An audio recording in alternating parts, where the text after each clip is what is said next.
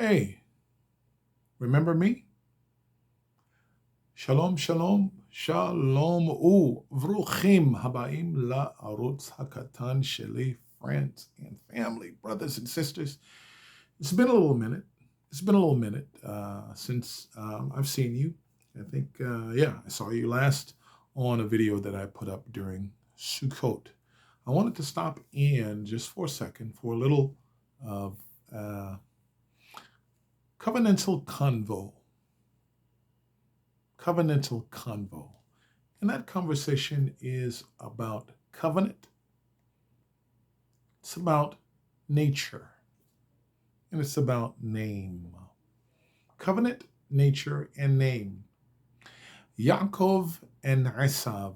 Yaakov and Esav. Tomim. Twins who didn't get along very well. I mean, from the very beginning. No, I'm not talking about preschool. I'm talking about in the womb. In the womb. What is it with these guys? What is it about their descendants?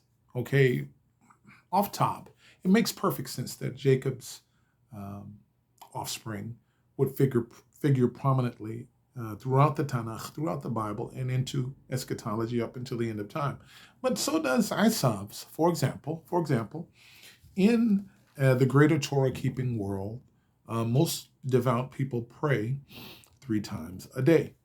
And in the Tfilat HaShacharit, or the morning prayers, it opens up in one section with a curious passage. It's pieced together from an excerpt from Psalm chapter 2, Ovadiah chapter 1, and Zechariah chapter 14. Reads as follows. Ki la'Adonai hamlucha u'moshel bagoyim, and the kingdom will belong to Yahuwah, to Hashem, to the Most High, and rulership over all of the peoples. Ve'alu moshi'im behar Tzion lishpot et har Esav, and liberators, plural, liberators, will ascend Mount Zion to judge Mount Esav, or Mount Esau. Ve'hayta la'Adonai hamlucha, and the kingdom will be the Most High's.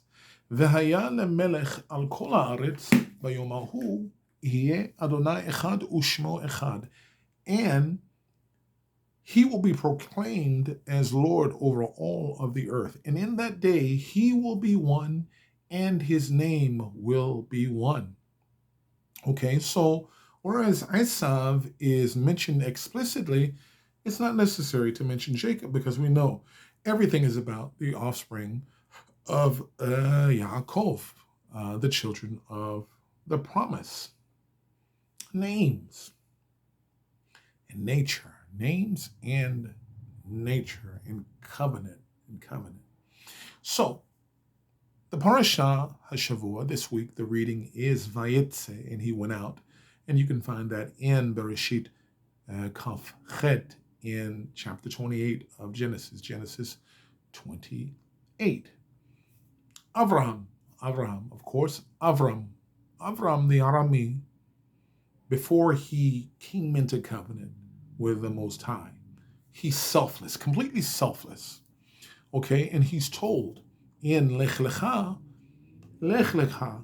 go out. Okay, he says, leave your people, leave the house of your father, leave your moladetecha, leave your place of rearing, and go to a place that I'll tell you when I'm ready to tell you.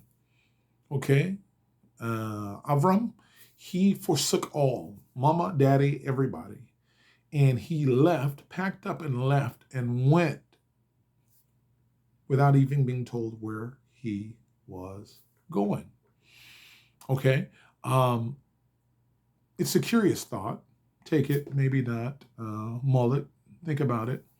But I wonder, when Yeshua says that if you don't hate your mother and if you don't hate your father, you're not worthy of me. Now, of course, a lot of people, especially detractors, they misconstrue. They don't understand this.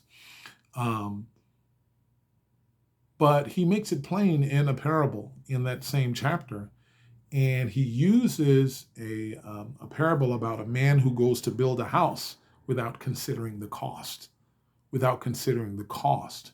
And once the cost was too great, he had to abandon the whole thing, okay? So the hate is not the hate that we think of in the modern sense. It's, are you willing to pay the cost that it takes in order to follow me? So I wonder, was Yeshua channeling Lech Lecha and Abraham? Anyway, that's just a thought. Abraham was selfless, okay, in doing so, in leaving. He crossed over. Hence, he became known as Abraham HaIvri. HaIvri, the descendant of Eber, the one who crossed over. The one who crossed over, okay? Abraham, the Hebrew. He gained the letter He in his name. He went from Avram,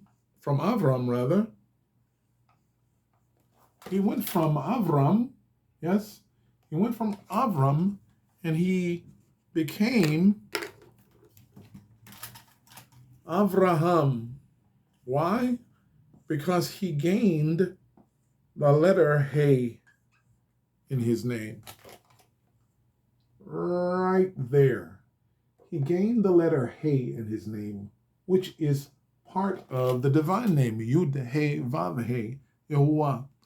He gained a He. So when he came into covenant, okay, like it says in Genesis chapter 15, verse 6, Ve'emin ba'Adonai ve'yachasheveh lo tzedakah. He believed on the Most High, and because he believed what the Most High said, he was imputed or made righteous or considered a righteous person based on the fact that he believed. It was counted to him for righteousness. So Avram, nondescript, became Avraham, the father of multitude of people. Okay? He had his own encounter with the Most High. He set the standard and the prototype for us. How about the next guy? Yitzchak.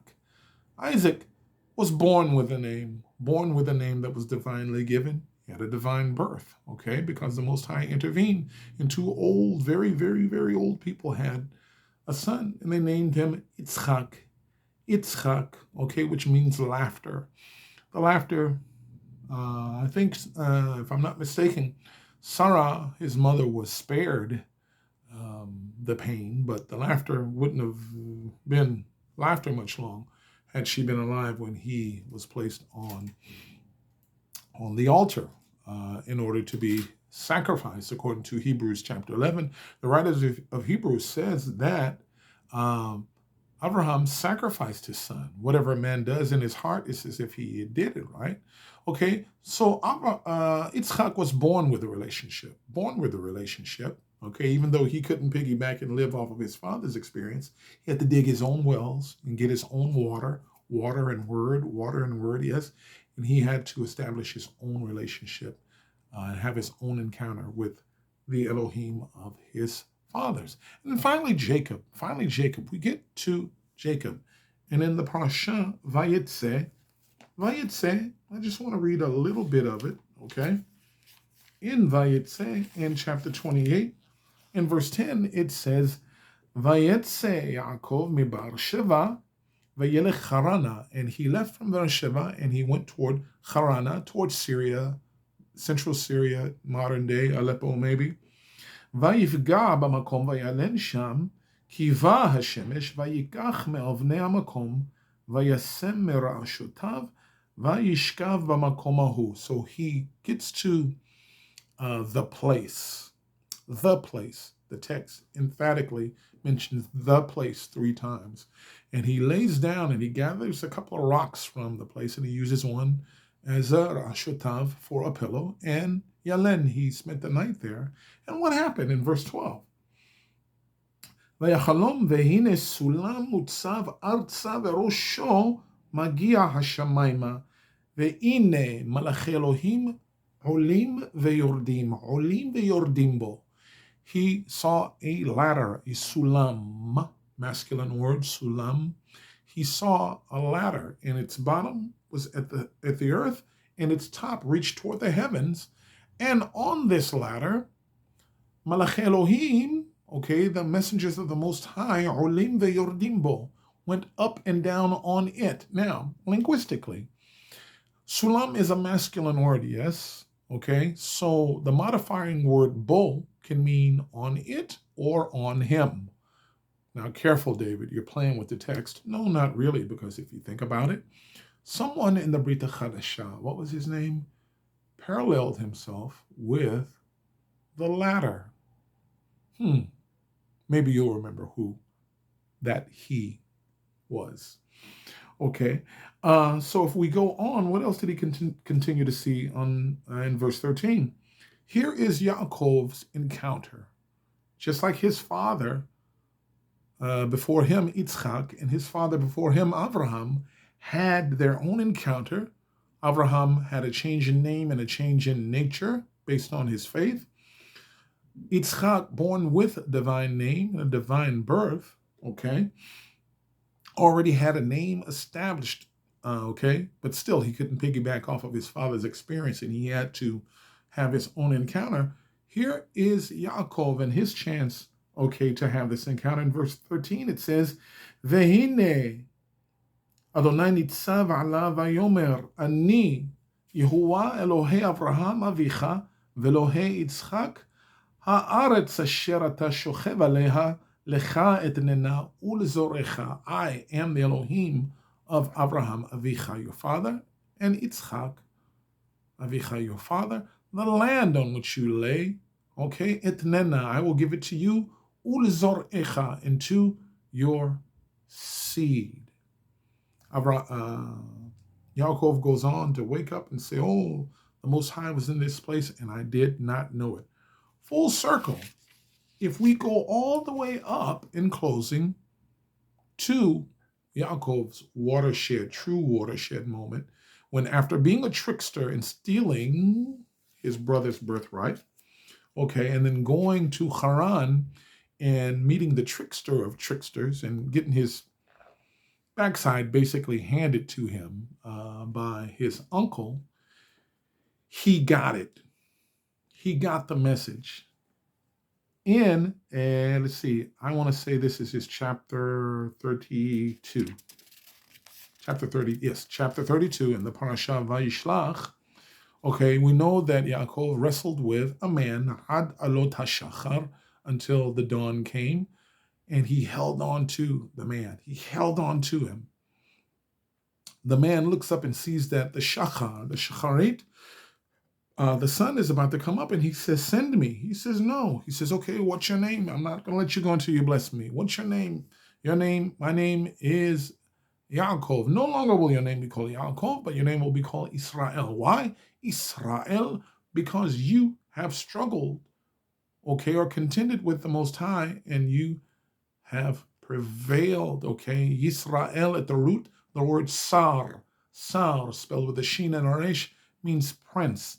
It means that he contended and he obtained a princely status with the Most High in a sense.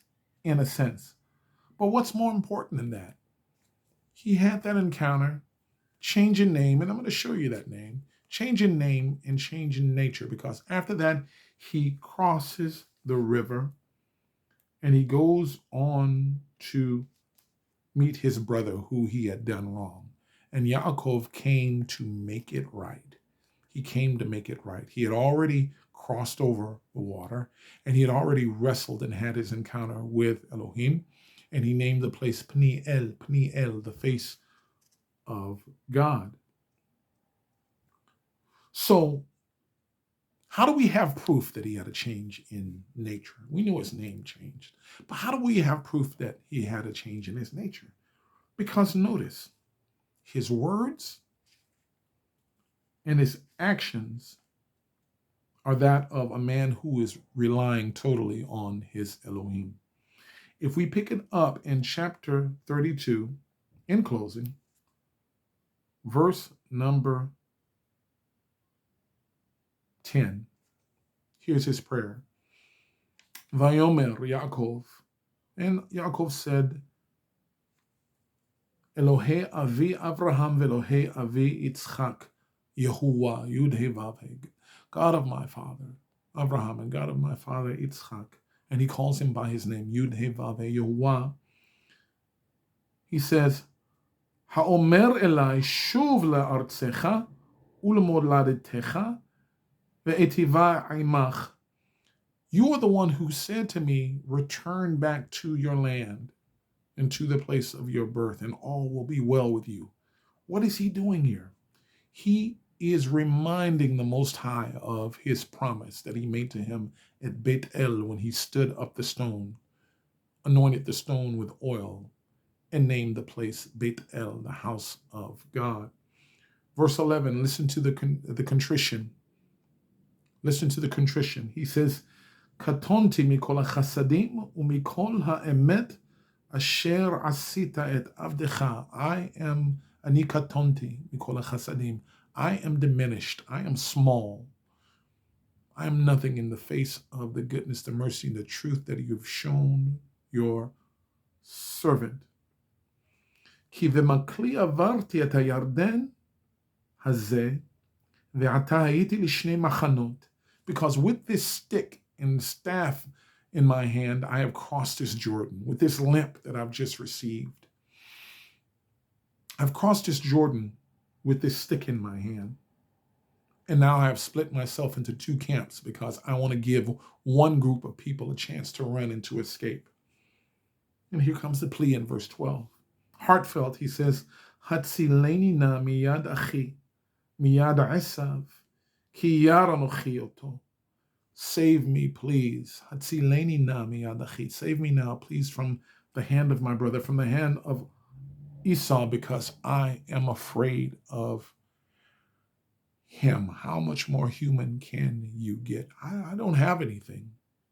I'm bankrupt here. I have wealth in the form of animals and X, Y, and Z. I have the love of my life. I have my wife. I have my kids. I'm coming back to face the music, and I'm scared. I'm scared. Save me from my brother. Then he reminds them more of the promise. He says in verse 13, Ve'ata amarta hitev etev imach. And you are the one who said, it will be well, it will truly be well with you. Ve'samti et zorecha kechol hayam. And you will make my descendants like kechol hayam, like the sand of the sea. Asher lo yisaper merov, which no man can number. Which no man can number. Of course, we know how the story ends. Most people don't talk like this, about this. The funk is between the descendants of Esav and the descendants of Yaakov. But they met. His brother turned the corner with 400 men. And I'm sure Jacob's knees, Yaakov's knees were banging together. And his brother broke and ran toward him,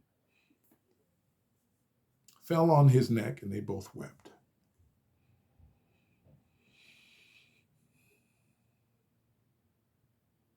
Fresh in the mind of the one who recorded this had to be when Esav lifted up his voice and wept when he found out that his birthright had been stolen. And he said, Father, have you not one blessing for me?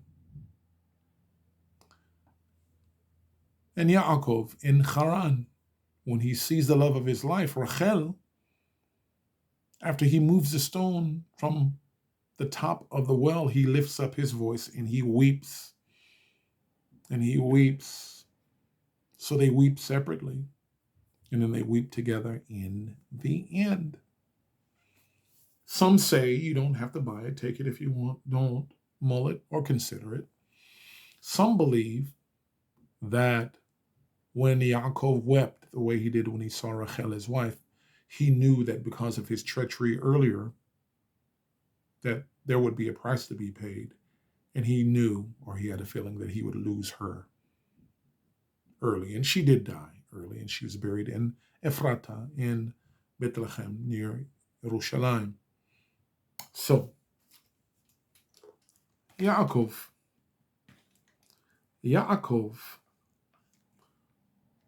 and the root of his name is Akev.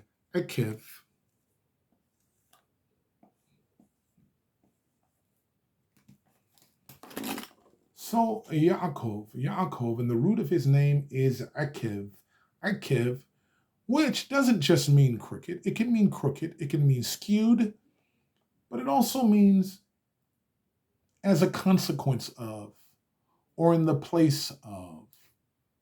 Even in modern Hebrew, it's kind of used as a contrast, as but or however. It's also the beginning of a very important verse where it says, because Akiv, Abraham kept all of the laws, statutes, and commandments of the Most High. This is why he was counted as righteous, because he believed and then he walked in it. So his name went from Yaakov, the one who is slanted, from the one who is slanted to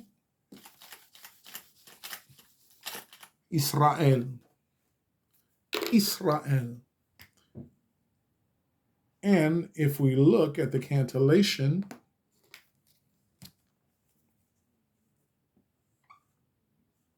I'll give you the root.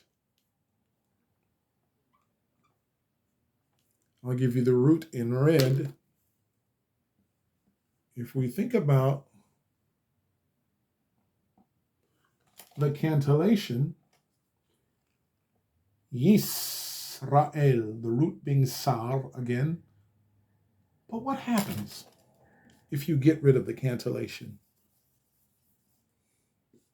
If you get rid of the cantillation, it becomes two separate words.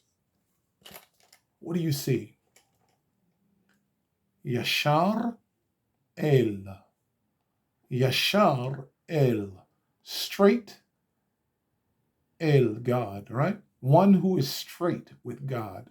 So he went from Yaakov, crooked, twisted, or slanted, and he became the one who was straight with Ha-Elohim. Change in name, change in nature. Coming into covenant, being born into covenant, doesn't necessarily mean your nature changed. You have to accept, you have to grasp, and you have to have your own personal encounter. And you have to make an internal change, and in doing so, your nature will be changed. This happens with quite a few people. With Hoshea, who became Yehoshua bin Nun. Hoshea became Yehoshua or Joshua, right? When he comes in, falls in line with the man of the Most High, he gained the hay in his name just like Abraham did. Okay, how about Jonathan? Jonathan. You don't see it in the English Bible, but there is a point where Jonathan becomes lockstep with David.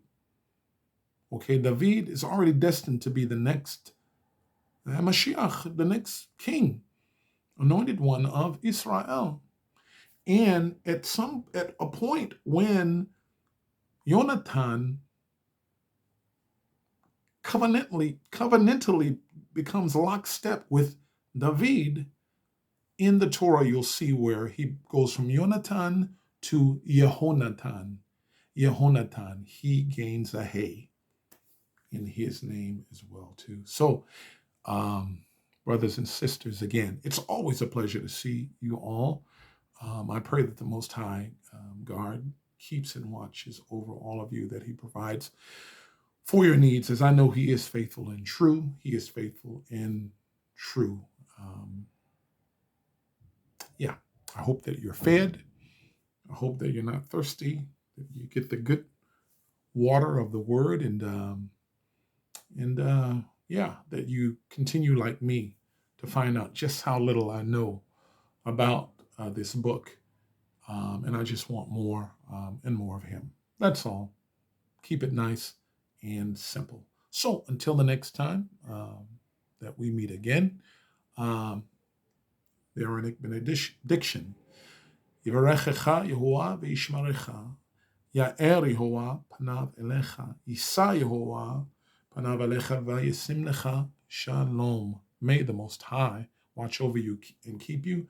May the Most High make his face shine upon you, vihunecha, and be gracious to you. May the Most High lift up his countenance upon you and give you his shalom, makes you shalem, whole, whole and full. Okay? I look forward to seeing you guys all again soon. Shalom, shalom, and shalom.